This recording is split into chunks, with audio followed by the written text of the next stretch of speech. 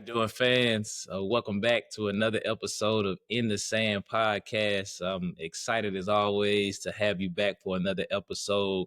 Of course, we got another great coach on, and just excited to allow you to hear what he has and all the information that he really presents on a daily basis on social media.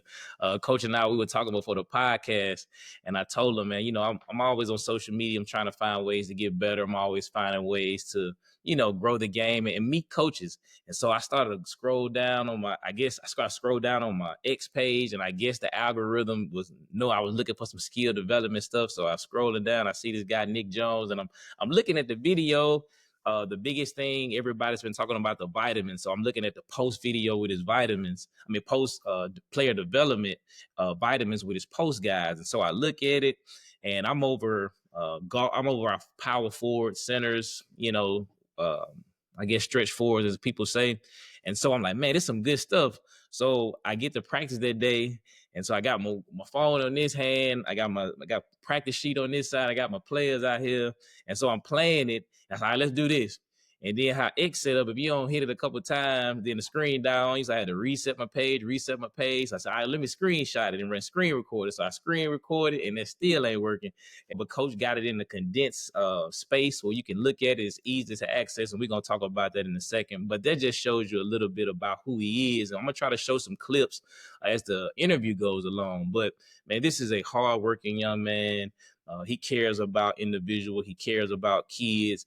It's never about himself. It's always about other people. He knows how to be in an assistant spot, and he knows how to be in a head coaching spot, and he doesn't miss a beat. And I'm excited to hear you. He has a great story to tell. So, Coach Jones, man, welcome to the podcast, brother. I appreciate that. Thank you for that intro. Yes, sir, man. Coach, we're going to jump straight into it. I'm excited to hear this story. Again, I'm learning about who you are, and I'm just doing my research and I'm studying. So I'm excited to hear your journey, because the journey is so important. That's kind of what we teach our kids. In the society we live in now, our kids want it instant. Everything has to be fast. Everything has to be super quick. And our young people always don't understand that it's not necessarily about where you are now. A lot of it is, where did you come from to get here?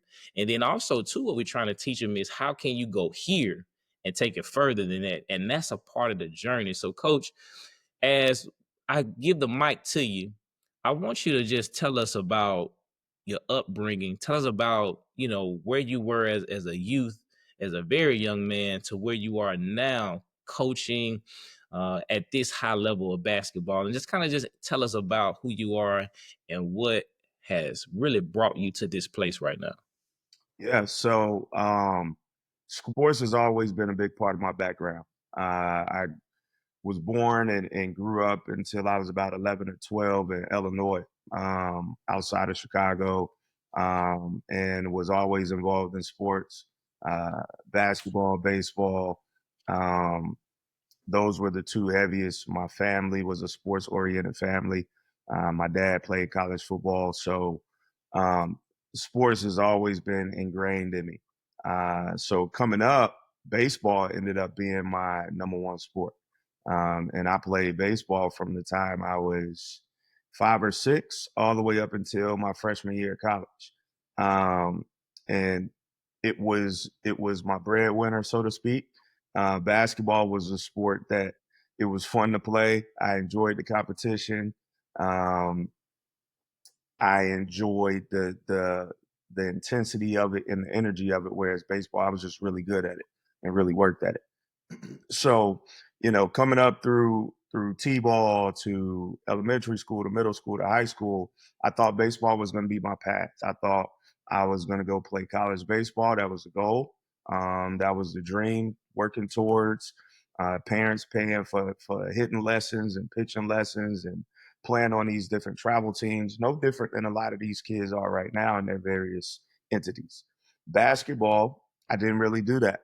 Basketball, I played AAU twice, 6th and 8th grade, and that was it. And I didn't really enjoy it like that. Like, I knew I wasn't great at basketball. I knew baseball was the sport that I had a chance to really take it. and run with it. So I had a lot of cool experiences growing up playing on different baseball teams with guys who ended up playing in college or in the pros. None of it which made it to the big leagues, but they were minor league guys, so that was always cool. Um, and some of my best relationships were formed in baseball. That was where I really got to see,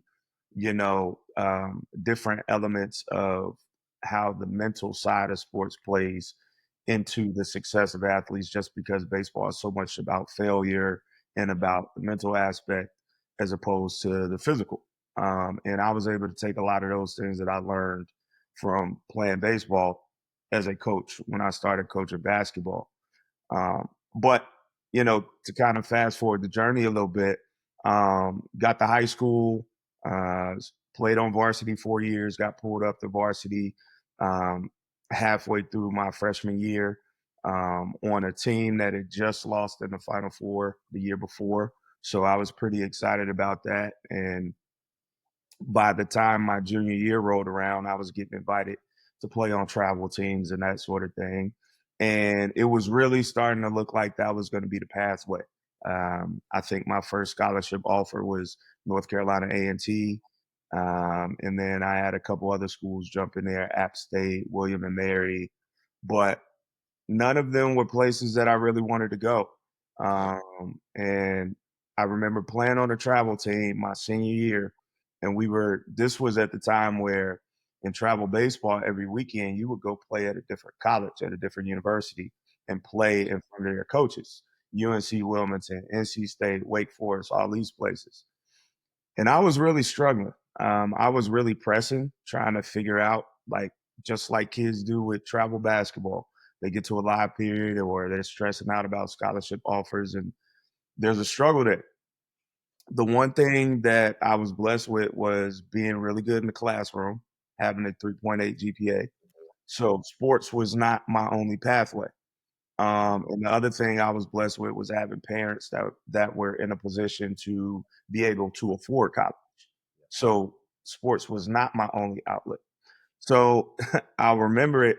I always remember it. My dad, halfway through that travel season, my senior year, he says, "You're going to college regardless. You'll be good. Stop stressing so much about getting a scholarship." And it was from that point on that that burden was released off of me to feel like I had to be elite all the time and just be perfect just so my future was set. And I ended up having fun, ended up playing better. Still didn't get the scholarship offers that I wanted to get, but I ended up finding a school at East Carolina University that I really wanted to go to. And my parents were good with me going to. And my plan was to go try to walk on. And my freshman and sophomore year, I tried to walk on, and I didn't make the team either year. And just like that, my baseball career was over. And sometimes when I tell that story, people were like, "Man, like you played baseball for all these years, and it was just that was it?" And I said, "Yeah, because that was the journey that life was going to take me on, and that was the end of that chapter." And I was completely fine with it. I wasn't sad. I wasn't upset. I was like, okay, let me go enjoy, be a college student, um, and then figure out what I want to do with the rest of my life from there. So we get to my senior year of college, and I had this thought, all right, maybe I'll be an MLB scout. I love GM, put things together, and hopefully be a GM of a team one day. And I got to my senior year, and I'm like, I haven't done anything in that capacity to even set myself up for a future. And I graduate in 8 months. I'm like, I don't know what I'm gonna do. So it again, it's funny how the universe works. I took a class called Coaching Theories. Um, and in this class, one of the assignments was to create a practice plan. So I chose basketball. I had never done practice plan before. And I actually really enjoyed putting together a practice plan and having to think back on my experiences and then how to teach and applying the concepts that we were learning in the class. And that sparked something inside of me that led me to asking my high school coach, "Hey, my high school basketball coach, coach, I think I want to get into coaching. Um, how do you think I could do that? Like, what's some advice?" And he said, "Honestly, I've always thought you would be a great basketball coach." Mm. I never knew he felt that way. So that was pretty cool to know I was on the right path with somebody who had been in my past before. And he basically gave me the rundown, work all these camps, do the summer camp grind when you graduate at the colleges, Yep. and kind of network. So at this time, my parents were living in Austin, Texas. After I graduated from East Carolina from undergrad. I applied to some schools for my master's degree. I didn't get in, so it was like, all right, I need to shift and kind of figure out what's next. So I did the camp grind. I did University of Memphis when it had Coach Passner. I did one there. Started me off at the bottom. I had the elementary school kids, and that was more like babysitting and herding cattle than it was coaching basketball. But I enjoyed being in the gym, and Yep. I took advantage of, they would do these power hour workouts with some of their players after camp was over. So I would stick around and watch. Like that was my first introduction into, okay, this is what a high level hour long workout with big time players looks like at this level. And I remember taking mental notes and trying to steal stuff. And then after that, I went home, and the next week I was gone. I did Baylor. I did an overnight camp there. Again, had me with the elementary school group, but I felt like I was getting better as a coach, explaining things. Same thing. I would stick around, try to watch workouts. Everybody else leaving, going back to their dorm or going home. I'm trying to watch workouts. I want to see what it looks like at this level for guys to put in the work. How do these workouts look? That sort of thing. And then lastly, I ended up doing two or three straight weeks at the University of Texas, and really diving into, coaching different age groups, sticking around, watching their practices, their workouts, but also networking. That was a big part of it. And it'll come up later on in kind of the story of the conversation where their camp coordinator at the time was also their video coordinator, Chris Crevalone. And he's a guy that I credit with a big part of jumpstarting my path as well, because um, he was one of the first to kind of reel me in and have conversations with me, and try to put me in front of people that could help. Even if it didn't work out, I started understanding the value of having certain connections and people to talk to, who were actually on a staff at that level. So I did that camp grind, and my goal somewhere over time ended up being, I want to work in the NBA. I wanted to be in the front office, basketball operations, and really work myself up. I was willing to do anything at the time: video coordinator, internships, player development, whatever the case may be. And I was old school. I would type my resume up, type a cover letter up. I would go on every single NBA G League website, find one person in that organization who I felt like would receive this and was in basketball operations. And then I went and got manila folders and hand mailed out one individual resume and cover letter to every organization. And Yep. I probably heard back from five: Milwaukee Bucks, the Lakers. I heard back from the Thunder, the Pistons, and the Spurs. The Pistons and the Spurs were the only two teams that had a phone conversation with me because they had G League stuff going on for possible internships. And I didn't get any of them. And I remember I was defeated after that. I was like, man, what am I going to do now? I'm fresh out of undergrad. I'm living with my parents. I don't know what's going to happen next. I'm entering this uncharted waters, which nobody can really help me with around me, because that's a world that you nobody really knows how to crack unless you're in it. Yep. Um, so then I end up working at a local private school in Texas, that my dad's work company was doing like an internship program with, and they needed some help, some basketball help. So I end up going over there and helping those kids out, and there were no college basketball players over there. That was that was an experience. That was an official welcome to high school experience where you got kids who don't know right hand from left hand dribbling, and I'm out there scrimmaging with them just so we could have decent practice and trying to coach at the same time. Um, but it was an awesome experience. We went 4-24, but at the end of the year, it didn't feel like it. If I like, I was excited to see the growth in the kids. I was excited to see them excited to be in the gym and come back every day. That was always my goal. Like, even though we're losing, even though we're not very good, do you want to continue to come back? Because if you're not, then I'm probably not doing a good enough job of making you want to be in the gym, whether it be to get better or just you're enjoying yourself. Because everybody's path is not to go play college basketball.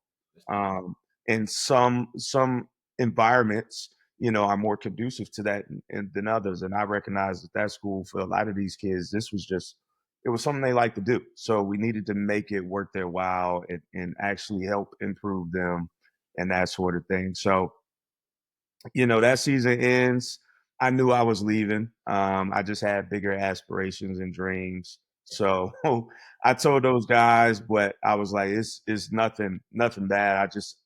I feel like I got more in me to give to the game. So again, we're it's springtime. I don't have a job. I'm still at home. Now I'm starting to press a little bit, but it's the off season. So I went up to the Sloan Sports Conference up in Boston. It was really, really popular 2013, 2014, 2015 is where all the general managers, different sports would go talk about sports analytics, all the newest trends.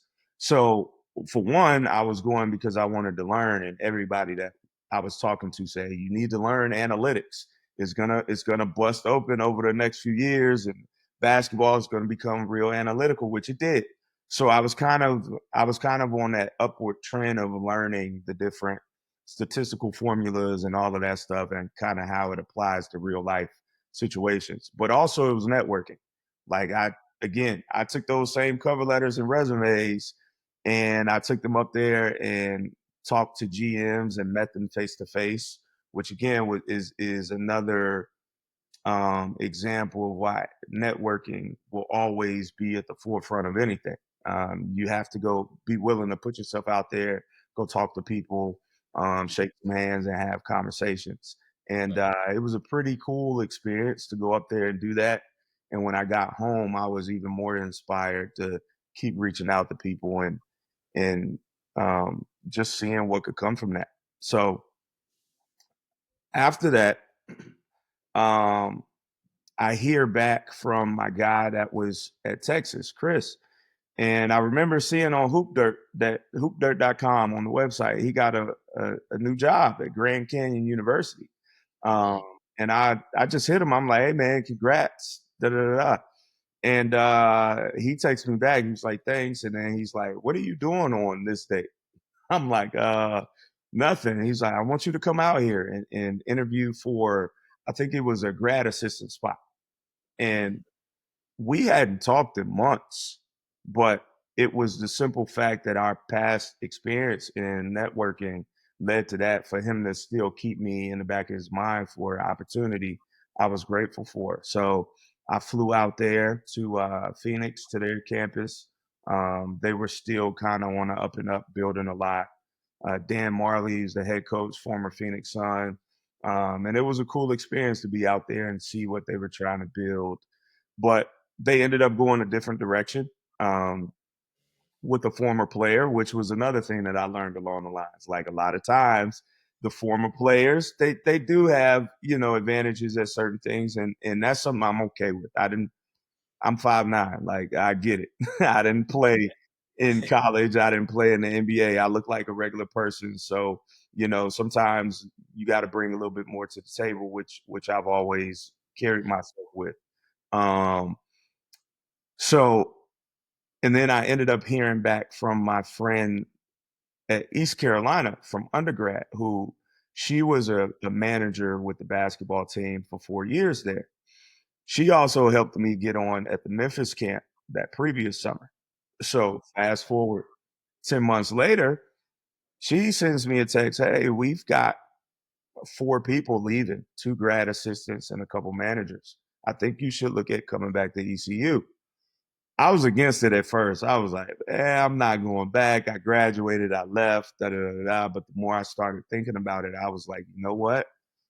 Maybe that's what I should be doing. So I applied to grad school, got in, ended up flying out there to work at day camp. That was my tryout for 4 days. And right before I left, they were like, "Hey, we got a spot for you on our staff for the next 2 years." So that was my journey, 2013 through 2015. I went back, got my master's degree in sports management, and worked for the ECU program under Jeff Lebo, who is the head assistant at North Carolina right now. So um, that experience I wouldn't trade for the world, because pretty much everything that I know now, or at least my foundation, started as a GA.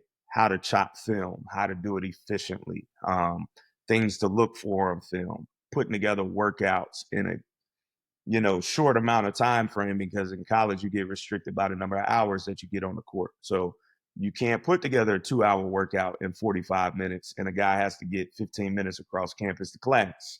Like, you have to learn how to really put stuff together, make it make sense, how to put scouting reports together. Like, there was so many elements that I could talk on and on and on about that I learned as a GA that I took with me once I got on my own 2 feet, and kind of just was able to expand and grow into my own.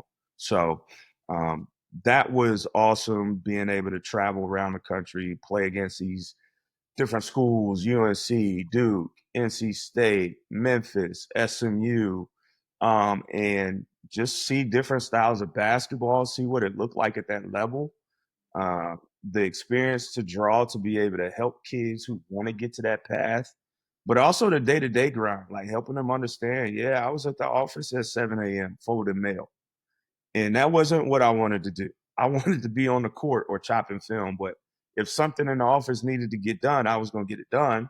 And then I wasn't going to wait on you to tell me what needed to be done next. I was going to just jump in until you did say, "Hey, Jones, we need you on the court." Cool.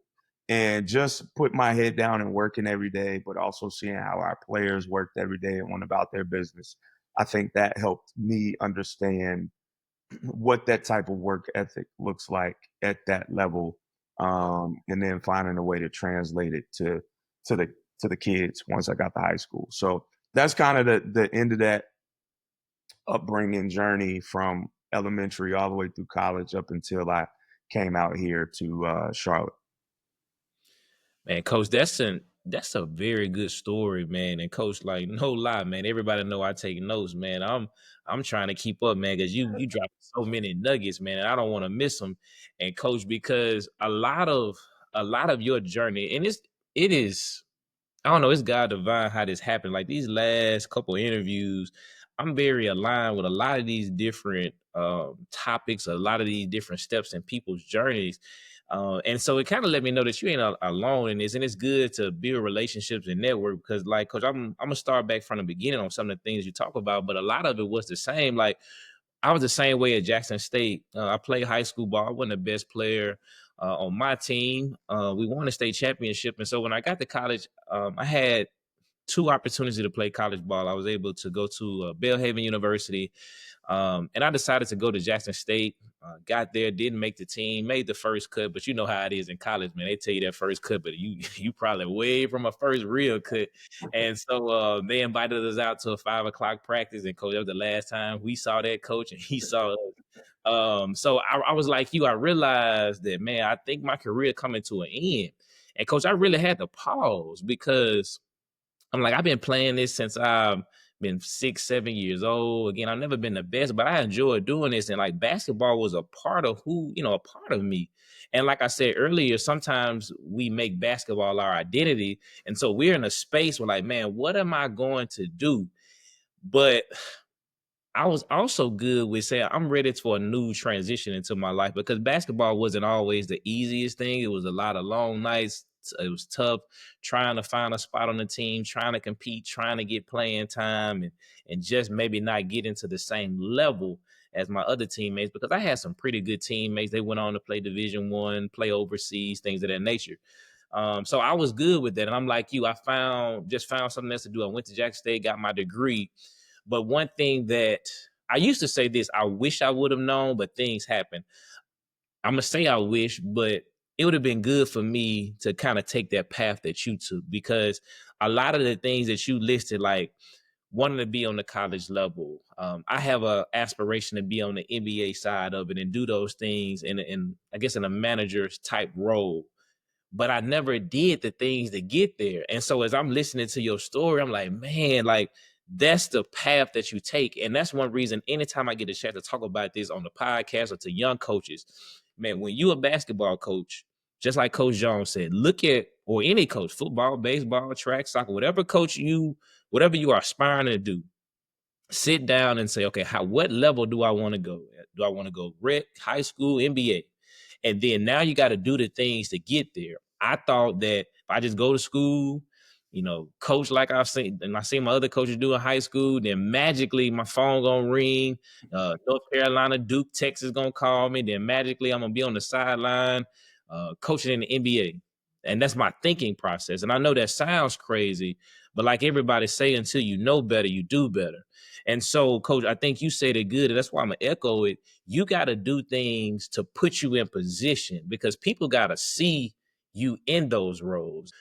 Every day is an interview, and this is nothing new. Everybody hears this, but every day, every decision you make is an interview. It's like stepping on a launch pad that's going to send you to where you want to go, but you got to live it every single day. So I think about what you said when you work those college camps, and that's something that I learned later on. When I learned those things, I was a little too far along in that because obviously, when you get married, you have kids and different relationships, your finances and responsibilities change. So I tell people when you're young, you got to jump on it early because you can jump on the plane. You can, like, because as I always say, nobody's necessarily looking for you. So you got an opportunity to make a little bit more sacrifices than somebody else who may have other obligations can't. And you said it, Coach, man. They had you in there with the elementary camp, and those are the worst, man. My homeboy, they just did a basketball camp like in North Mississippi, and it was a grind, man. And you had to be there with those kids, but those are the things that they want to see, and that's why, like I know later on when I think I can't remember what school, but later on when they saw you working with those kids, they were watching you, and they was like, okay, if he can do it with the little kids and work them out and have the energy and have the zeal, he can be for us. And that's what we try to teach our young kids. See, I look at our generation and I try to tell them, and we talked about this a few minutes ago. It's not as easy as it looks. Like it's not just gonna come like that. You're gonna have to sacrifice a little bit. Like I tell my players all the time, well, coach, I need you to do this, this, and this. Well, coach, why I gotta do that? Why I just can't do this? It's not always like that. You gotta have some hills. It's gonna be some valleys. It's gonna be some battles, and people are not always gonna tell you yes. Sometimes it's gonna be a no, and then sometimes that's one of the more challenging things. I always say with this generation, but I think we were like that. I think as I get older, I always say, man, we wasn't like that. But then when I reflect back, I bet our coaches were saying the same thing about us. So I just try to give our kids nuggets like, man, you're gonna have to have some adversity. You're gonna have to have some no's. You're gonna have to do some things that other people don't want to do. And so, coach, I think that's amazing. And I'm saying that again because I know some young coaches out there that's really trying to come up like that on the grind. Coach, I thought that was amazing that you reached out to those NBA organizations. I heard you say the Thunder, and everybody saw this a couple of weeks ago when Sam Presti responded back to the other guy. Now I can know my guy, and my guy Coach Jones, he did the same thing. So we know that's just not no fluff. I guess OKC really doing it like that, but that just shows a lot about you. And I'm glad that, man, I got you on here because you are saying things that needs to be said. And Justin and I, we talk about, man, I think this should be like offered in college courses. Like when you going in college, I think it's so many things, especially when they know you're going to be a basketball coach, a football coach, a baseball coach. They need a guy like Coach Jones to come in and say, man, this is what I did.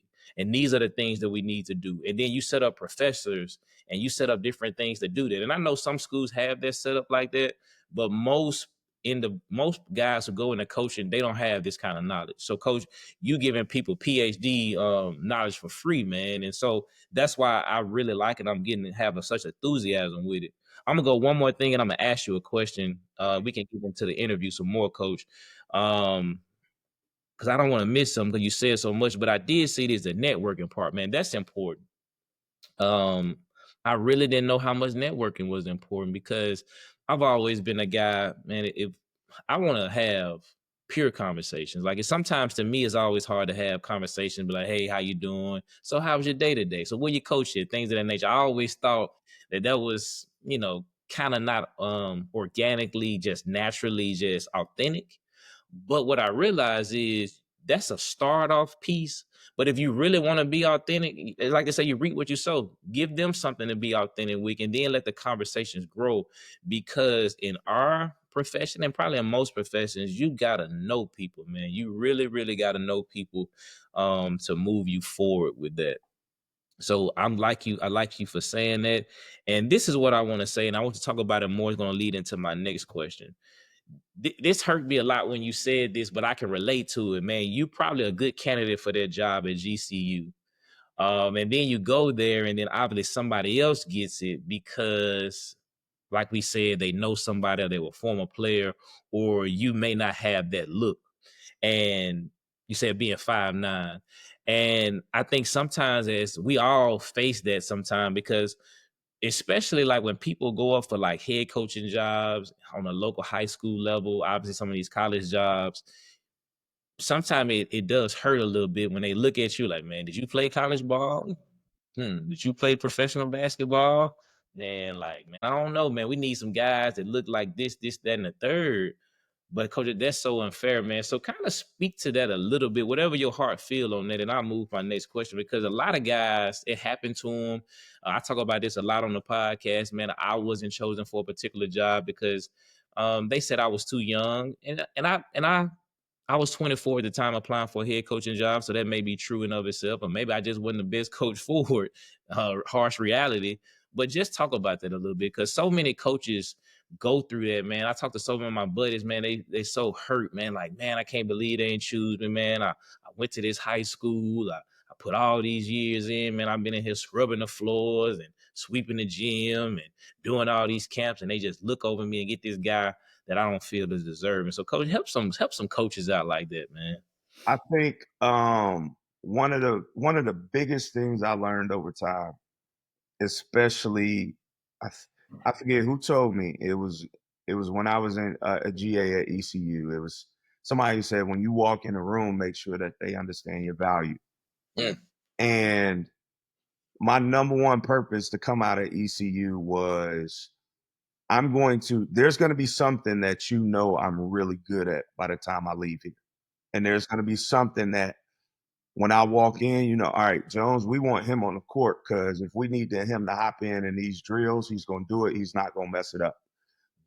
Or by my second year, it became I was like one of the lead video slash scouting report guys. So if there was an assistant who needed that done, there were two assistants, especially Mike Nettie, he just finished at Ohio State. He's at Illinois State now. We talk all the time. That's one of my I tell him, but I don't know if he understands how much of an influence he was on me because I got to work with him really closely. But like when they start to see the value that you bring to the table, you can set apart yourself from a lot of people. And yeah, when I walk in, I might not look the part, mhm, but I'm a very competitive person. And I think part of networking and part of landing a job or getting where you want to be is you got to be just as much as a competitor as the players that you coach. mm, And that's my mindset today. Like, I want to feel like there's nothing I can't answer. I want to feel like when I walk in, you don't have a one up on me just because you have playing experience. That's cool, but do you know how to teach it? Do you know how to apply it? Do you know how to break it down to its barest bones and then build it back up?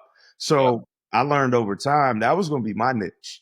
And without the necessarily high level experience, I've still been able to see things at a certain level, but figure out what's my value going to be in that and how I'm able to teach it, how I'm able to connect with a player. That when you do see me or you do talk to me, you don't even think about what I don't have. All you see is what I do have. And I think for any job search or anybody that's trying to network and get on somewhere, especially as a coach, you want to check more boxes than not, or at least have a box that's so solid that people can be like, okay, we know we're gonna get that from that person, and that's good enough for us to bring them in. So that's kind of always been my thing, and that's why you see me post so much. You see me in the gym all the time. Like that's the competitor in me. That's like I'm in here working. I don't want my kids to feel like they're being outworked. I don't want to feel outworked, but there's also a purpose behind it in terms of getting better. And that's just kind of the value and the niche I've been able to create for myself. Man, I like that, man. When you walk in the room, you got to know I got something to give, coach. That's hey, that's inspirational, man. That's it's kind of something I kind of tell myself. People say I'm kind of quiet, I'm easygoing, but I'm not. I'm just observe. I That's observe first, and then I see with the room. But I tell people all the time, man, it's another side of him that you don't want to see. And I always tell my guy, I leave that guy locked up in the closet somewhere because again, he a different type of dude. But I operate different. But I might. But you said that now, and I know whenever I do my next interview, I'm gonna let a little bit of that guy come out, not in an arrogant way, but like you said, when I come in this room, you know I got something to offer, and so you got to make up your mind if you're gonna leave it on the table or you're gonna let somebody else get it. So, coach, I thank you for that confidence piece for me. I got that written down, and in my heart as well. Talk about your school, your administration, things of that nature. Just kind of talk about your role at the school. I thought your school title was kind of interesting. I'm kind of want to hear about that as well, and then we'll kind of jump back onto the basketball side. But I always like to take care of the people that support my guests, man. So talk to us a little bit about it. Yeah, so Ambassador Christian School is located in Huntersville, North Carolina. It's a little outside of Charlotte. Um, Brand new, like this is year two of the school. Last year was literally the first year as a school. Private Christian school. Last year we had around, I think, 150, 160 students. This year we'll have more. Exciting things. Founded by Joe Gibbs' daughter, Melissa Gibbs, as well as others. And it's been a really cool experience to see something grow organically over time. Just from my year, just learning a little bit about the background of, people affiliated with the school in terms of how this was a 3, 4, 5 year type of vision that came into play. And then, it was built from the ground up. The facility that we're at was a old church that was bought, and a bunch of renovations were made. Things were gutted out and turned into a conducive school facility. Classrooms were built, desks were put in. We have an auto shop where kids work on a car. We've got home economic courses. We've got art courses. We've got Bible classes. We've got a weight room, strength and speed. We've got a brand new court or floor. The gym was gutted out and they put a new floor down. We've got a 50-yard turf field outside the building for outdoor sports and football. Like there's a lot of good, positive things going on from a school and sports perspective. Offer all the proper required courses, NCAA approved, all of those things. And on top of being a Christian-based school that's very diverse with the background of our students and the faculty, and kids come to school every day and they get their daily vitamins, right? They get their vitamins with their faith, they get their vitamins in the classroom, and they get it athletically. And I think it's a really good mix for any families looking for that sort of environment for their kid, that doesn't feel like the public school is a necessary upbringing. And I'm a public school kid and I love public school. I worked in public school for 10 years, but this is my first time in the private school setting, especially Christian based, and seeing how things go on a day to day. And it's been pretty cool. It's been a good change up for me 10, 11 years into it and seeing, just a different side of the education and how things kind of work together. Cool, that's pretty cool, man. Again, I'm the same way. I went to private school a little bit, probably K through sixth grade. I did public school, and of course, I've taught at public school, all my career, these 16 years. So, man, there's positives in both sides of it. All right, coach. So Scott Taylor, is that the head coach, boys basketball coach? Is correct? Yep. All right, coach. I just wanted to make sure with that. Of course, just doing some research. I know he had an interesting career. Just kind of as I did my notes and as I studied, um, preparing for this interview. But coach, what makes Scott Taylor, or Coach Taylor, excuse me, one of the best coaches in the Southeast? Because when I was reading an article and I was just doing some of my research, that was a quote that someone else used in that part of it. So I'm not. I want to put a lot of pressure on Coach, but I would just say, well, what makes Coach Taylor who he is? So we've been side by side. I think this year will be year 9 or 10. Hmm. And I think what makes him good, really good at being in that head spot is his temperament and his ability to connect with kids, connect with parents, connect with faculty, connect with admin, being able to have the tough conversations whenever they're needed, being able to also provide a comforting presence, put an arm around someone. A lot of those head coach issues that pop up, and just being able to put the fires out, which allowed me to do the basketball stuff and not have to worry so much about everything else. However, when it does come to the basketball piece, he's very in tune. It's not just like, hey, here's all the basketball stuff. I'm gonna take care of this, and then we just show up and play. No, he's watching film, very involved in just talking day to day in terms of, the scout and tossing different ideas. Even when we're not in the gym or at the facility, we're always texting stuff. He's always watching the game. So that was one of the things that drew me to working with him. When we were at Myers Park together, at the public school side, it's the fact that we're aligned in a lot of our basketball ideologies, whether it be player development, um, offense, defense, on court stuff, off court stuff. And I think he does a really good job of staying in tune with what's going on now.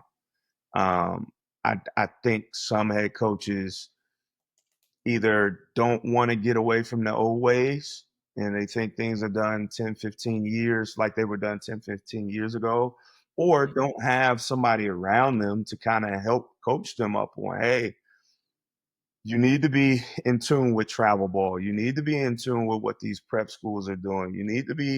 You can't go a month and not talk to your players and not see them in travel ball, because by then they might have transferred on you. Like, there's elements to being a head coach in today's game that, whether it be you yourself being self initiator in terms of getting involved in different aspects, or somebody else. Like, he was just at Peach Jam. He was just at Adidas finals while I was at UA circuit in Lake Point. Like, these are little things, just a little snapshot into the day to day that he's done throughout the years as we've grown together, and I've been able to watch and see and observe. And that's why I know when we're together, like, I don't there's nothing I worry about he's not going to do on his end, or that I'm not going to do on my end, or if we both can't do something, we'll get it done together. But yeah, that's been my guy. I doubt I would work with anybody else at the high school level. If I was to leave, you know, the place that I'm at, it wouldn't be for another high school unless I was the head coach. That's like, we've been stuck side by side, and we work really well together. Coach, that's amazing too, man. I really hope a lot of people listening, man. 'Cause Coach Jones is talking some, man. You giving some good stuff, man. I was gonna say this first too, which is one of those good nuggets that I'm listening for. Head coaches got to learn how to put fires out. That's so important. That's one thing I do miss about being assistant coach, and of course, I know you still the head coach. With your travel team. We'll talk about that in a second. So you get a little bit of break, but you still got to put fires out on that side. Yeah, that's something you got to do. And that's why communication is key. That's why just working on, vocabulary, practicing, having conversations, tough conversations is important. It's another thing, young players. There's a reason our coaches are asking you, let's talk to each other. Stop sending all those texts and stop getting all on social media. Learn how to have conversations because one day you're going to be somebody's coach, possibly. You're going to be somebody's, husband and father. And you got to have a conversation. You can't text your kid, hey, come do the dishes. You got to go in there and tell them, hey, I need you to come and do these dishes. So conversation is very, very good. Coach, staying in the loop, that's important. And even with myself, I come from, I guess, the old school, as they say, but again, still somewhat in the new school. But just the way I was coached and brought up was obviously the old school way. So I still have some of those tendencies. So I have to constantly remind myself to stay in the loop because I'm putting some more things down that I just never really thought about. Um, some of my kids play travel ball. It's kind of like what you said earlier. I mean, I have some of the higher level kids, but some of them still do it. So I think just going out there and seeing them and having conversations is important. And I'm even writing it down. Man, I talked to a couple of my guys yesterday, but I'm gonna probably set up a day to open up the gym and just let them come through because that also keeps connectivity. So I'm writing that down because you absolutely right. You true. That's true, coach. Like when we grew up, man, coach, we saw coach in May. We may do a little summer in June. Man, we ain't see coach about 5 or 6 weeks, and we just magically show up. Mhm. Coach, you do that now. You get to the gym, man. You go from one of the top teams in your city, and now you got a JV team playing varsity because everybody done left you because it's all about relationships, and that is a hard piece, coach. And it. It's hard for older coaches to do that. A lot of older coaches say, "Man, I don't want to play no music in practice. How am I concentrate on what's going on? All that yappity yap going on. I gotta be able to stay focused." They're like, "Coach, I don't want to do no TikToks. Or Coach, I don't want to take a picture of them. I don't want to come up with these games or give them." Gatorade to come up with a center. They always say, Coach, when we played, this is what we did. We ain't have no parties, pizza parties, staying overnight, traveling, but this is what our kids need. And I tell them this too. I say, when we were growing up, I said, it would be nice for coach to give us a Gatorade from time to time. It'd been nice to get a couple slices of pizza, man. It'd have been nice for coach to give us a break. So I think we needed it too, but it was just that was our norm. So we didn't think we needed. But when I go back and look at it and I look at all the things we're doing for kids, man, that would have been nice for us. And maybe that grind and that journey for us, you said it, I said it, maybe it would have been a little bit easier because when we went in there, it was like, man, like you was working in a coal mine. Put your jersey on, work extremely hard, see you tomorrow, and come back and do it again. You just got a pat on the back, maybe a pat on the back. So I think those things are very, very good. Coach, before we talk about I want to talk more about your travel team, but coach, I want to talk about the player development part of it, coach. And I'm gonna try to get a little fancy with this technology, as I always say. I found a clip, and I want people to be able to see it, and it's not gonna do it justice. But I'm gonna allow this clip to play. I'm gonna share my screen, and I'm gonna just let it play for a couple minutes. May let it go because I want to play the whole video, but I know we don't have time. But I'm gonna play the video, and then I'm gonna allow coach to kind of come back and talk about it. But the reason is I'm showing is because you've already heard coach talk. He's you could tell he's very knowledgeable, excuse me. He's very, laser focused on what he's doing. But I always say this with people, I ain't necessarily worried about what you say. Cause I can I can go to Chat GPT and find me something real good to say.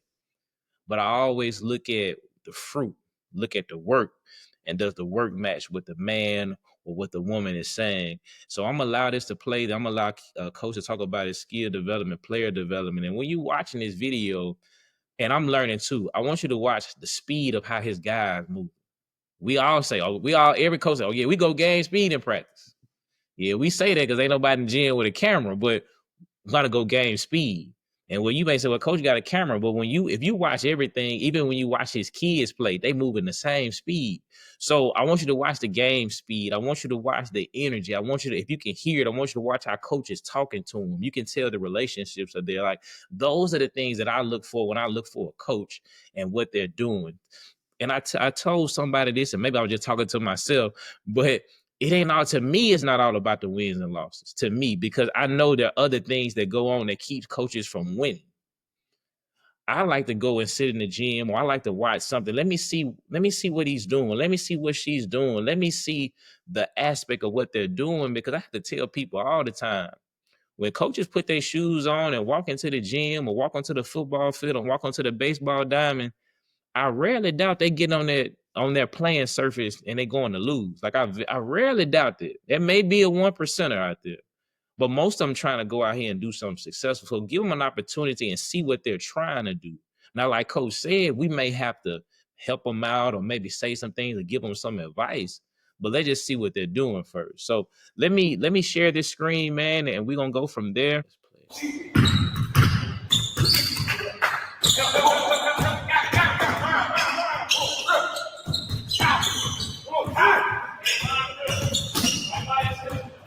Don't stop short. Don't get the catch and trap.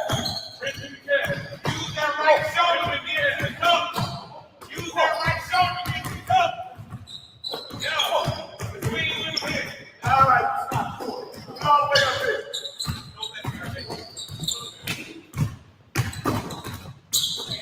Stop short. Don't keep it still. Gotta run to attack. That's the whole point.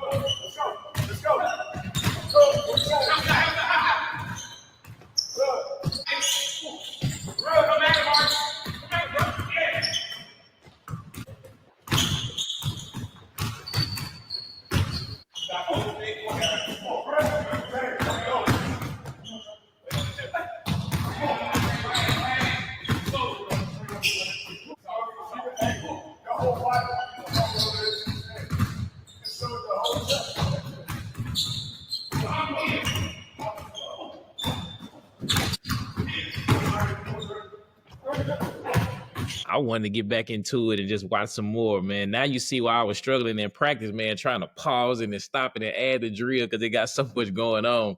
But coach, just talk to us a little bit about that, man. You can talk about that video, or you just talk about things in particular about how do you do your player and your team development.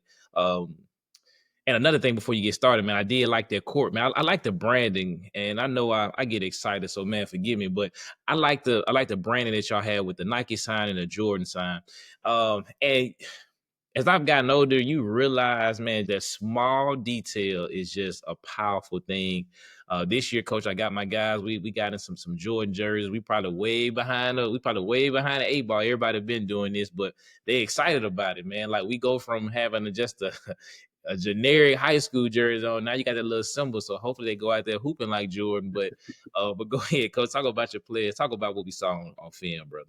Yeah, so man, player development is something that I've kind of, again, this goes back to my experience at East Carolina and seeing the day-to-day work that was being put in with our players, how workouts were being constructed, um, whether it be a specific theme that day or being able to diversify within a drill what certain guys should work on and what they shouldn't. So I give you an example. At East Carolina, Coach Nettie would work with the guards all the time, but all the guards didn't take the same shots. So we had 2 6'5" PGs, two totally different skill sets.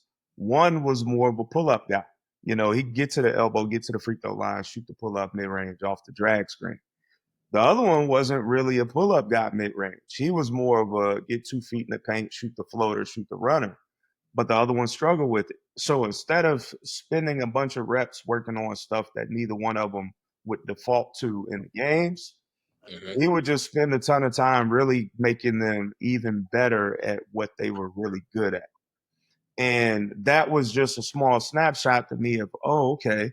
So like this thing really is whatever you want it to become. but you got to keep the player first. That's why it's called player development. So I'm always thinking along that lines. What's going to make the players better? What's going to make the team better? So then you start thinking about, okay, how are we going to play? What's our play style? What are some of the things that they need to be able to do to have success here in our program?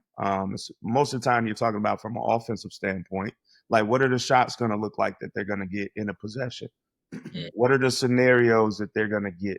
Is this a kid who's if he's never going to really come off ball screens, I'm not going to spend 45 minutes a day working with him on ball screens. If his role is going to be play off the ball, space the floor, knock down shots, or be able to attack a bad closeout, 1-2 dribbles, get in the paint, that's what we're going to spend the majority of the time working on. Will there be some time where, yes, we'll sprinkle in, hey, here or there, you'll work on some other stuff to expand your game a little bit. But to me, the point of player development is when you step on the floor, you should feel confident in the value that you bring. It's no different than when I said as a coach, you need to feel the people need to feel the value that you have when you walk in the room. As a coach, we need to know the value that a player brings when they step on the floor so that when we put them in the game, we know what we're getting from it. mm, So I'm always thinking from that vantage point of okay, what are these kids good at? What can they get better at? But what's their strength? And how do we turn the strength into a superpower? To the point to where you're so much better at that than the next guy that there's no answer you don't feel like you have on the court. Spend a lot of time talking about defensive coverages. You know, here's what you might see. Here's a rotation you might see. Here's the gap help. Here's where the nail is going to be. Here's where the low man. If we're doing ball screen stuff, is it drop? Is it hard hedge? Is it switch? Are they blitzing? I'll mix in randomly. Or in the off season, it'll be random. During the season, it typically is guided by what the next team plays. And in our individual work and teamwork, we'll work on attacking the coverages. If it's dribble handoff work, are they switching it? Are they jumping it? Are they dropping it? Is his guy locking and trailing on his hip? Is he going under? All these words that I'm using, this is how I talk to the players too, because I need them to understand the vocabulary, the terminology.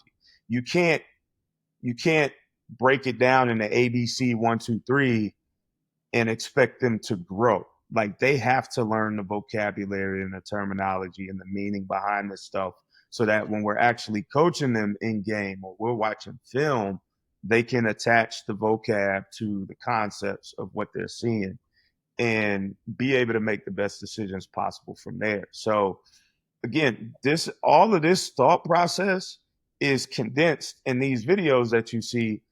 These aren't long segments. Like I'm in the gym with these guys 45 minutes to an hour.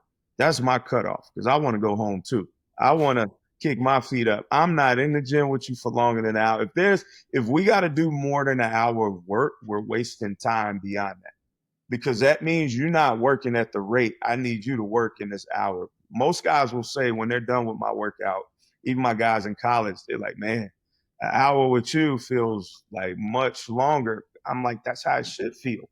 Because that means you maximized everything you had for 45 minutes to an hour. We're going to get from concept to concept and you're going to get your work in. So that's always kind of been my thought process with player development. It's certainly grown and evolved over time. It still is. I think every day I'm changing and tweaking and trying to do something better. Um, what's really helped me is when these college guys come back home because I'm having conversations. Like it's not just, oh, you back home, let's jump in this drill. No, I'm having conversations. What are your coaches at school telling you? What are some of the things that you picked up there? Um, and I'm bringing their knowledge and experience into the workouts with the high school kids yeah. because now I'm using, okay, we got this player who's talented, that player who's talented. I'm telling you what, I got three guys, playing college ball. I'm telling you what they're seeing. So let's kind of tweak this aspect of our workouts to where it kind of mimics the college setting a little bit more. So now you feel like you're getting better at a quicker rate. So there's a lot that goes into the player development work that I do. It's definitely not just throwing drills together and saying, "Hey, today let's work on two dribble pull-ups." No, there's usually a theme I've got in mind, or it might be a kid who, we had our exit meetings and we're like, this off season, we need him to be better with the ball in his hands. So it's like, okay, what does that mean? That could be ball screens. You could be talking about actions, or you could simply be talking about, catching and ripping and being able to change directions and that sort of thing. So there's a lot of thought put into the individual aspect, but also the team concept. Um, and then just getting them to play, a little bit more free in terms of decision making. You don't have to think as much when you've repped and drilled these things in workouts and in practice. Coach, I like that, man. I'm gonna definitely get up with you more on that. That's definitely a space I want to improve in, but also too, I have a younger guy that's just starting to coach with us, man, and he's young, and I have him set up for the offensive skill development part with our guards, and I'm gonna definitely I'm gonna probably screenshot this part of the interview. Hopefully, watch the whole interview, Coach McKee. But I'm gonna definitely screenshot this part of it, video recorded, so he can watch this and listen what you just said. So when I say it to him, like this is what we want our offensive skill guys to be, and this is the concept, this is the thing what we have. So, Coach, again, I'm using this, man. I just ain't just telling you anything. Like this is helping me, man. I think I think there's a difference between player development with a coaching staff and Mhm. like training. Yep. I think there's a difference when you're talking about it as us coaches with our players and our program. It has to align with how we're trying to play and what our philosophy is offensively and defensively in their skill set. And I think that starts with showing them and teaching them exactly from the beginning. This is what we want out of our offense. So this is our umbrella, and from here we can be creative, but this is our umbrella. When you start talking about like individualized aspects, especially training and that sort of thing outside of our gym, now you can get a little bit more into their own personal game. But I think a lot of the work that we've done as our program, we keep the player first. We want them to grow individually, but it's always within the framework of our program first. And I think there's a significant difference there. And definitely something your staff has to be intentional on, is like just making sure, all right, we're not working on, two dribble rips, spin back, fade away. And if that's not a shot, if you ever you gonna look at them in the game like who taught him that? So if that's not something that you ever gonna preach, then you definitely don't want to be working on that within the framework. Or if that's something, if you're okay with that within your offense, then cool. But I just think it always comes down to what you want to push out there to your players. So that's a good point, man. I think kids think that's what training is, man. Double crossover through your legs, step back, spin move, shoot it off the glass. I think that's what they think training is. But like you said, that's that's fun. I had to laugh at that, man, because I see it too much in the gym.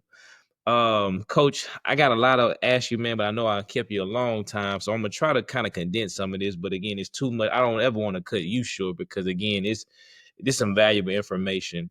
Let's transition to obviously your travel team is Top Shot Basketball. Saying that correctly? Yep. Yes, sir, man. I was just as I'm doing my research, man. I saw you posted, and it's probably has updated since then, man. You have 36 Division One players that came through your program or part of your program, things of that nature. I was watching some of the things you've been highlighting, watching the way they play, and you and I are aligned in this too. And I'm really trying to drive this home to my guys. And this is year 4 of our program, and this is going to really be the staple this year. It's not going to really be an option. Share the ball and guard the ball. Like that's really all I really care about for real, because we trying to get rid of this one-on-one so much where our kids feel like they got to do it by themselves. At the end, man, if you just guard at a high level, man, you put yourself in a lot of positions to win. So coach, I'd like you to talk a little bit about your program. I'm gonna try to add a couple questions in here so we can kind of move it along. I want you to talk about your program, man, as you're, the captain of that ship. Talk about that for us. I want you to talk a little bit about the UA circuit as well, because a lot of people, man, a lot of people don't know about what that is, especially older coaches. Kind of talk about the circuit. We see it on social media. Everybody posted pictures, college coaches lined around the gym, sitting down, but most people don't really know what that looks like. So if you could just talk about those two things, and then we'll kind of transition to the closing of our podcast. Yeah, so Top Shot basketball, Under Armour organization, our program director, 17U coach Sim Frazier. He's been in this game for a long time. Again, sort of similar to Coach Taylor, like that's my guy. Um, as long as I'm in this industry, I'll probably be side by side with him. If I'm not, then I'm probably not in this industry. That's me how I get down. But we were formerly Team Curry for the last 5, 6 years on the Under Armour circuit. My team won the 16U championship in 2021. A lot of guys in college now. So that's where a lot of our alums came from. They were part of the Team Curry organization. We've got guys from UConn, Duke to Tennessee. Like they're all over the place right now. About 40 some odd players at this point. And we had a rebrand and now we're Top Shot. And it's been really cool to kind of build from the ground up for this year and continue to press forward and help these kids with the same mission and the same purpose. It's always been about player development with us. We've never gotten the highest ranked, highest touted kid in the area. We've always had kids that you've had to give an opportunity and work a little bit and coach them up. And the ones who ended up being really good just kind of blossomed through that and blossomed on their own. And we've always done a little extra on the backside to help in terms of behind the scenes networking, connecting them with the right colleges, the right fit. I think that's one thing that we do. Again, that value piece, right? We place significant value on getting our kids with the right college program, not just any program. We don't care that you got 30, 40 offers. It's about, okay, which ones are the places that you can actually go play? Which ones are the places that you can actually have some success that you would feel comfortable living at, getting your degree from? But also, if you're keeping up with the current landscape, if your intention is to transfer, we're going to help you in that regard as well. It's not just you leave us and then that's it. Like, no, we're going to help you through your transfer process and we're going to go through the same check boxes and protocols in terms of fit, playing time, the staff, all of this stuff to ensure that you have 4 or 5 years of success. Um, but it's been fun. My 16U group is doing really well. We are 10-0 right now on the circuit, and we've had a really good year. We're 25-2 overall. We head to Chicago today for the finals, and we'll be a number 1 seed. And the hope is we bring back a championship. And I have good players. Like that's probably been the fun thing about this year. It's not the same talent as I've had in the past in terms of the Team Curry teams where automatic, oh, that kid's ACC, that kid's whatever. This is a unheralded group of really good high school players that I've seen grow and get better as the season have gone along. And I keep telling them, I don't know what your college journeys are going to be. I hope you guys are all college prospects and we get help along the way. But for right now, it's been really fun to see them get better, um, play together, and hopefully in the short term, when they go back to school as juniors, they feel like they've improved. Because that's the most important year for your college prospects anyway, that junior season leading into 17U ball. So I've always kind of taken that approach, being a 16U coach, which I've done since I've been in travel ball. It's a weird space because they're coming from 15U. Some of them haven't played a ton of varsity yet, or sophomore year they played their first full year on varsity.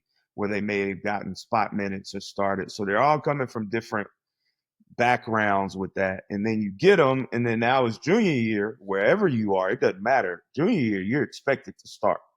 If you're a good player, you're expected to start. You're expected to be ready to go and help your team. So I always take that pretty personal to make sure that they go back to school and they can help their team be better from that aspect. But no, Under Armour circuit, really good. This year we've been on the UA Rise circuit, which is a affiliate of the UAA circuit. But it's been really good to be a part of it still. Really good competition. Good level of college players. You have some top 100 players mixed in through years past. If you look at the NCAA tournament this year, you had Elijah Martin at Florida.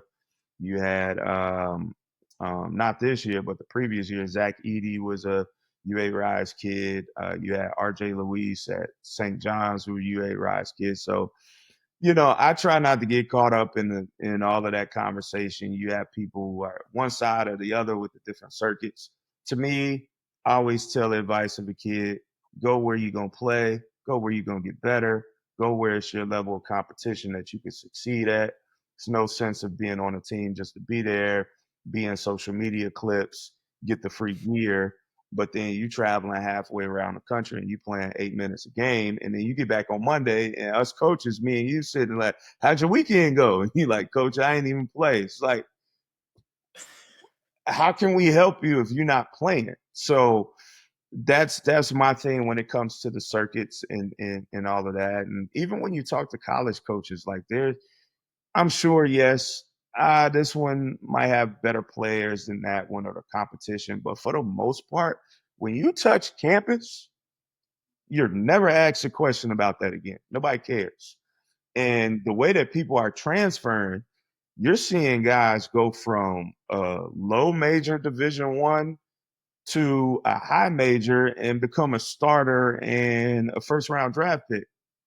Walter Clayton went from Iona to Florida to first round draft pick. Like, there are so many different pathways in basketball, so many different races you can run that, I think sometimes the talk about the different circuits gets too congested. Mm. So, Coach, are all college coaches are they invited to certain circuits? Like if I'm a Nike school, am I invited to the UA circuit, or how does that process work? Yeah, so basically there's live periods for coaches to be out on the road. There's one in mid-May. There are also two in July. So this past weekend was one. This weekend here coming up is the last one.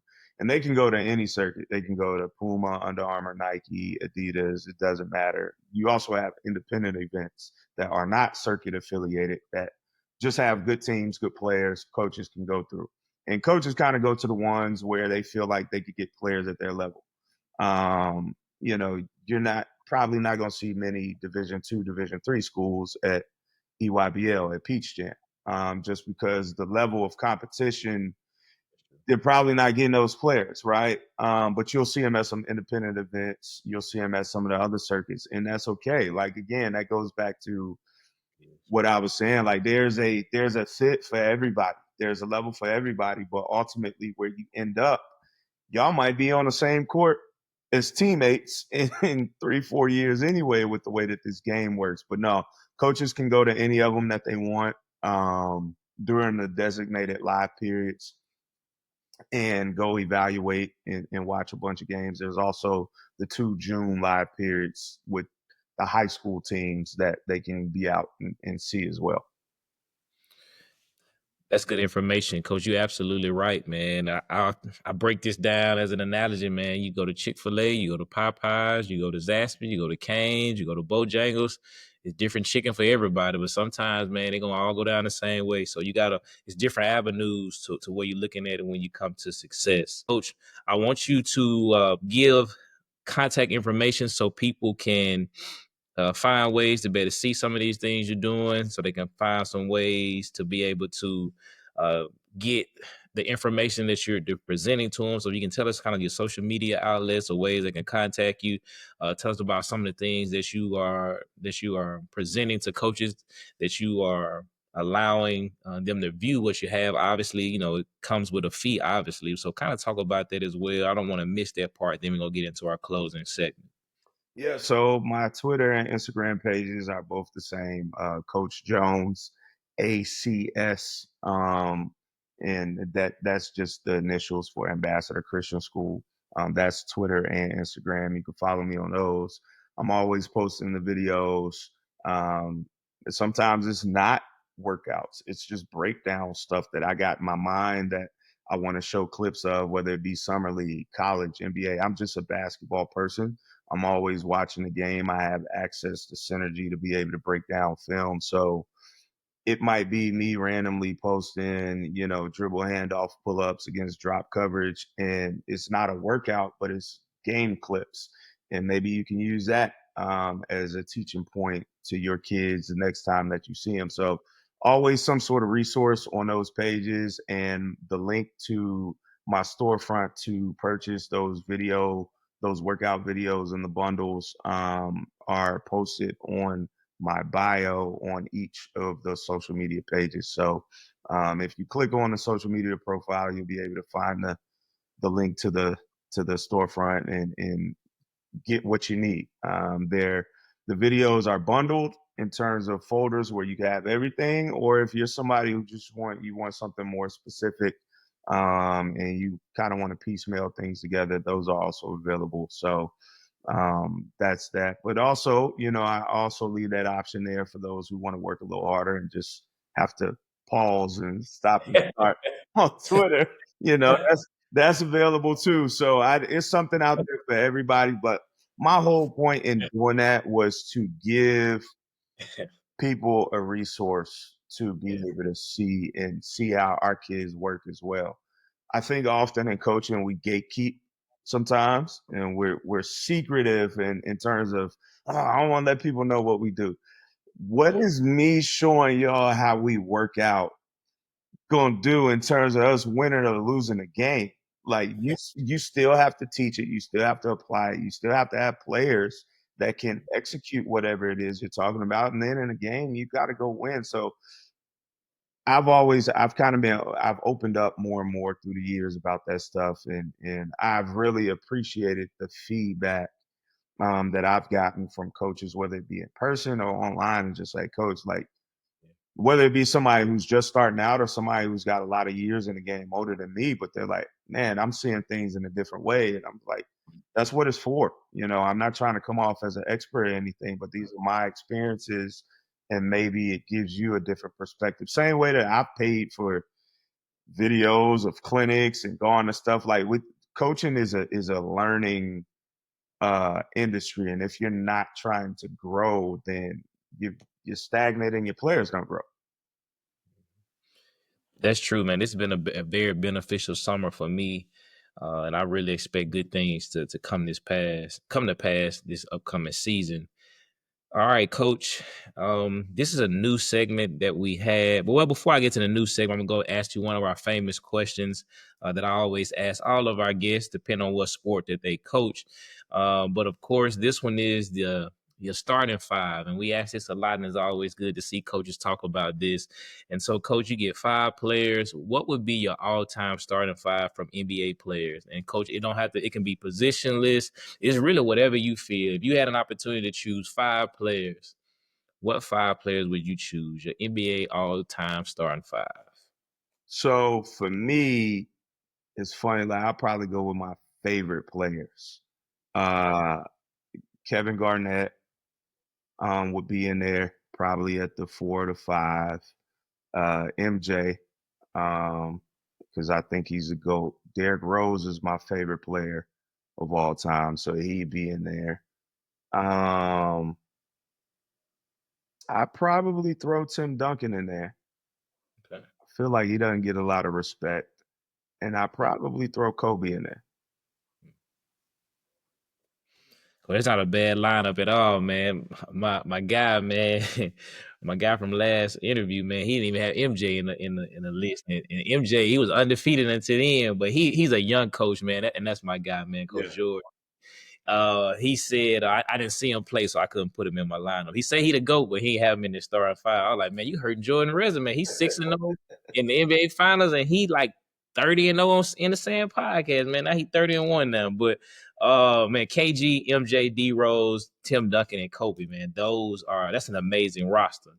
And I'm glad you did that, coach, because now I can kind of throw you into my what if question. And we added this segment this season, in season 3, is what if moments. And I always think about it, and I borrowed this from somebody else, but I kind of put my own spin on it.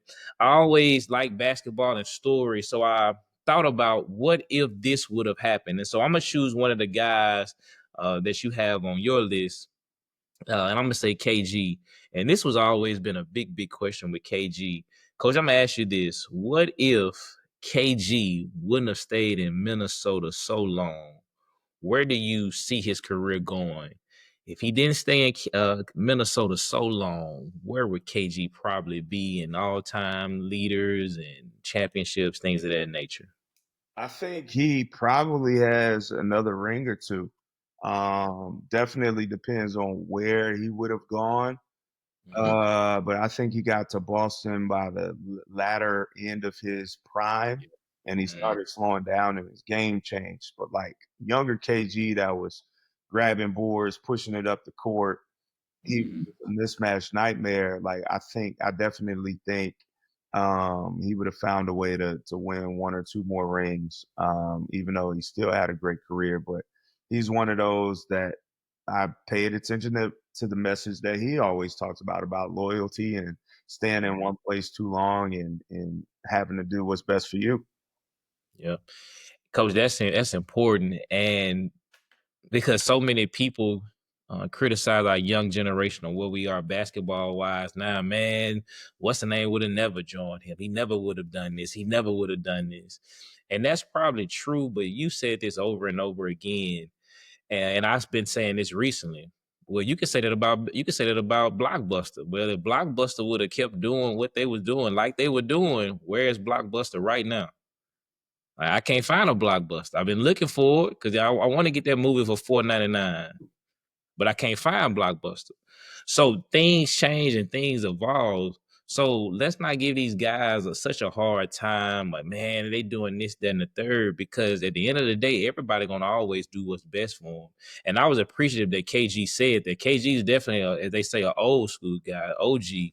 And I love watching his podcast. But he was honest and he was transparent. He was like, man, I spent a lot of good years in Minnesota. Love Minnesota. A lot of good years. But man, my career, things that I could have done could have been so much different. And not saying he made a bad decision. I'm just saying when you go each and every year, life evolves. So, Coach, I'm appreciative that you said that. Coach, this was a great interview, Coach. As we end the show, I always call this taking the last shot. And with this segment, for those who may be new to the podcast, we give our guests an opportunity to be able to close the show. It could be a positive statement, it could be a quote, it could be a shout out, it could be more information. There's really no time limit, there's no right or wrong answer to it. So again, Coach Jones, please take the last shot. I would just say whether it be a player, a coach, anybody, just keep going. If you got something you want to post, put it out. If you got a goal that you want to reach, speak on it. Put it out in the open air, manifest it. And don't be afraid of the potential of failure. Be motivated by the potential of the success that could come with it. I think oftentimes we think about the negative side of this may happen if what if I lose? What if I don't reach that goal? Well, the alternative is life is still going to keep going on. Um, so think about it from the perspective of what if I do accomplish that goal? What's that going to feel like? What if I do succeed? What if I do win that championship? What if I do ace that test?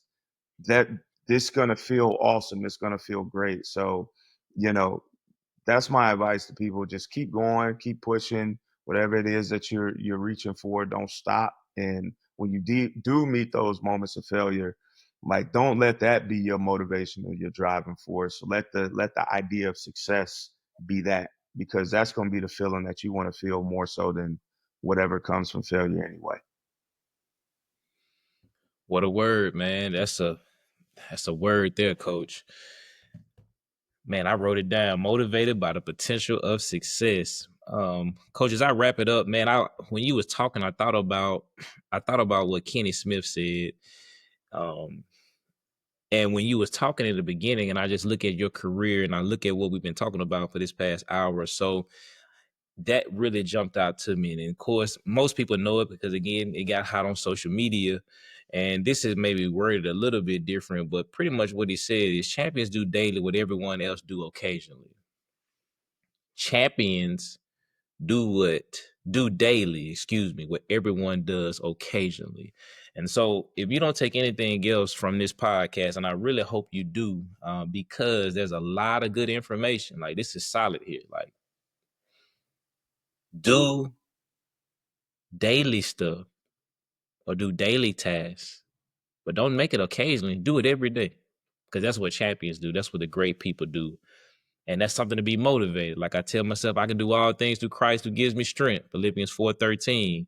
So I got to do those things daily.